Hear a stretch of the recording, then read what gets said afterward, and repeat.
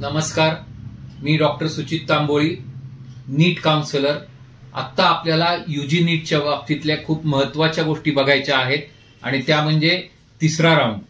आता तुम्हाला एक गोष्ट माहिती आहे की आता ऑल इंडियाला आजपासून म्हणजे एमबीबीएस बीडीएसचा जो राऊंड सुरू होतो आहे, तर त्याच्यामध्ये तुम्हाला 15% गव्हर्नमेंट आणि 100% डीम या सगळ्यांसाठी तुम्हाला चॉईस देता येतील.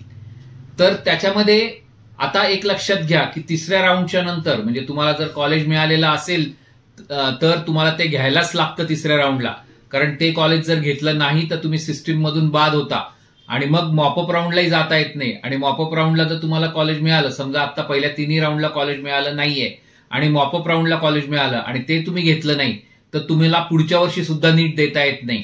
हा अतिशय महत्वाचा नियम लक्षात ठेवा. त्यामुळे तिसऱ्या राऊंडला जाताना अतिशय व्यवस्थित जपून चॉईस द्या आणि त्यावेळेला चॉईस देताना जिथे नक्की जायचंय तेवढेच चॉईस द्या.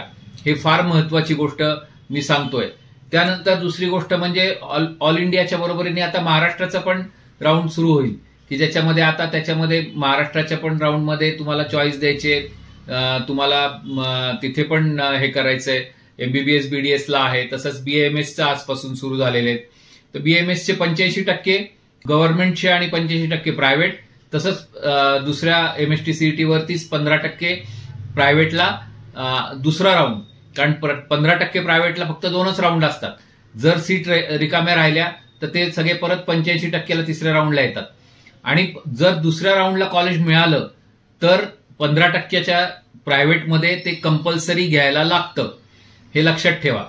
आणि कॉलेज पाहिजे असेल तर निश्चितपणे ज्यांना कमी मार्क आहेत त्यांनी तिथे प्रयत्न करायलाच पाहिजे. पण कॉलेजच नको असेल, आम्हाला याच्यात सवलत पाहिजे त्याच्यात सवलत पाहिजे असं असेल तर मग तुम्ही तिकडे जाऊ नका. परंतु ज्यांना खरंच बीएमएसएस करायचंय, बीएचएमएसएस करायचंय, कॉलेज मिळत नाहीये आणि कॉलेज पाहिजे तर त्यांनी त्याच्याकडे नक्कीच प्रयत्न करायला पाहिजे. त्यानंतर दुसरी गोष्ट म्हणजे 85%ला सुद्धा तुम्हाला आता चॉईस फिलिंग आहे. चॉईस देताना नेहमी क्वालिटी वाईज द्या. आता दुसरा तिसरा राऊंड आहे की ज्याच्यामध्ये तुम्हाला जिथे जायचं तिथेच द्यायचं, जिथे नाही जायचं ते द्यायचं नाही. कारण आपण पहिल्या राऊंडला काय सांगत होतो की सगळे चॉईस द्या, त्याच्यामध्ये तुम्हाला उपयोगी पडेल. पण आता दुसऱ्या तिसऱ्या राऊंडला तुम्हाला जिथे जायचंय तिथेच द्या. रिटेन्शन कधीही देऊ नका. रिटेन्शन दिल्यामुळे तुमच्या ऍडमिशनवरती काहीही परिणाम होत नाही. त्यामुळे एखादं कॉलेज तुम्हाला फारच आवडलंय आणि तुम्हाला तेच राहायचंय तरच रिटेन्शन द्या, नाहीतर रिटेन्शन द्यायची गरज नाही. तुम्ही शेवटपर्यंत रिटेन्शन नाही दिलं तरी सुद्धा कॉलेज अटेंड करू शकता. जर कॉलेजने तुम्हाला सांगितलं की रिटेन्शन दिल्यामुळे आम्ही तुम्हाला अटेंड करू देत नाही तर त्यांना म्हणा आम्हाला लेखी द्या तसं, कारण तसा नियमच नाहीये. त्यामुळे रिटेन्शनचा आणि ऍडमिशनचा काहीही संबंध नाहीये. त्यामुळे ज्यांना वरती अपग्रेडेशन करायचंय दुसऱ्या राऊंड पासून तिसऱ्या राऊंडला त्यांनी रिटेन्शन देऊ नका. आता तुम्हाला एकच अपग्रेडेशन अलाउड आहे की जे दुसऱ्या राऊंड पासून तिसऱ्या राऊंडला होईल. तिसऱ्या राऊंड नंतर मात्र तुम्हाला अपग्रेडेशन नाही होणार. पण पहिल्या तिन्ही राऊंडला कोणालाही कॉलेज मिळालं नाहीये आणि जे रिपीट करतायत अशा लोकांनी निश्चितपणे प्रयत्न करावेत ते स्ट्रे राऊंडसाठी.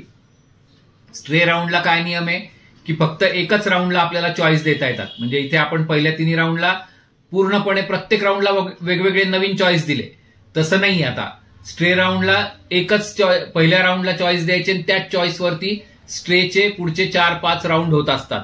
पूर्ण सगळ्या सीट संपेपर्यंत राऊंड चालूच असतात. एक लक्षात घ्या, कॉलेजच्या हातात काहीच नाहीये. ते जरी किती काही म्हटले तरी त्यांना प्रत्येक वेळेला मेरिट लावावंच लागतं आणि सगळी लिस्ट पब्लिश करावी लागते.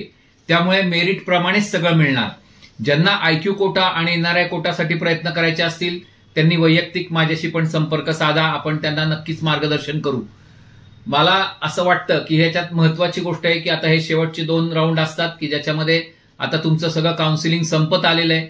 त्यामुळे सगळ्यांना सीट मिळायला पाहिजे, सगळ्यांना काही ना काहीतरी आपण मिळून त्याच्या पुढे जायला पाहिजे आणि जे काही मिळेल ते घेऊन पुढे जाणं हे खूप महत्वाचं आहे. कारण आपल्याला समजा काही जरी मिळालं तरी अंडर ग्रॅज्युएटला आपल्याला काही मिळालं याच्याने फार मोठा फरक पडणार नाहीये. आपण नंतर तिथे काम चांगलं करून अजून पोस्ट ग्रॅज्युएशनला चांगलं कॉलेज मिळवू शकतो आणि शेवटी अल्टिमेटली पोस्ट ग्रॅज्युएशनचं कॉलेज हेच आपल्याला फायनल ठरतं. त्यामुळे आपण त्याच्या बाबतीत आता काही विचार करायची गरज नाहीये. जे आपल्याला मिळेल ते घेऊन आपण त्याच्यात कसा अभ्यास करून चांगलं करता येईल याचा विचार करायला पाहिजे. तर तुम्ही सगळ्यांनी जे काही तुमचे प्रयत्न असतील ते निश्चितपणे चांगले चालू ठेवा. जर तुम्हाला काही अडचणी आल्या तर डॉक्टर सुचित तांबोळी नंबर माझा लिहून घ्या, 98 222 94 550 या नंबरवरती मला संपर्क साधा आणि मग तुम्हाला त्याच्यामध्ये आपण निश्चितपणे जे काही मार्गदर्शन आवश्यक आहे ते मार्गदर्शन आपण तुम्हाला देऊ आणि त्याप्रमाणे तुम्हाला नक्की चांगलं कॉलेज मिळवायचा प्रयत्न करू. धन्यवाद.